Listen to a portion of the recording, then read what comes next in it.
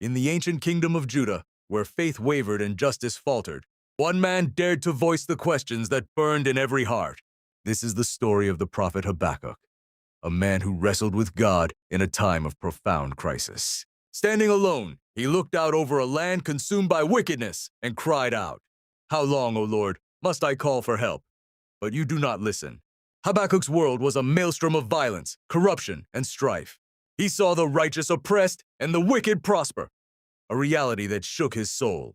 In his first complaint, he presented this chaos to God, questioning why divine law seemed powerless against the tide of human sin.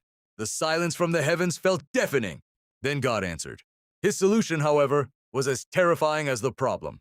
He would raise up the Chaldeans, a ruthless and fearsome nation, to be his instrument of judgment against Judah.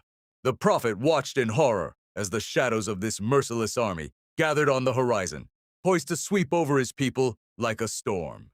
This led to Habakkuk's second, more desperate complaint. How could a holy God use an even more wicked nation to punish his own people? Your eyes are too pure to look on evil, he declared. Why then do you tolerate the treacherous? It was a profound crisis of faith, a struggle to reconcile God's nature with his methods. God's final response was not a detailed explanation, but a foundational principle for all time. The righteous will live by his faith.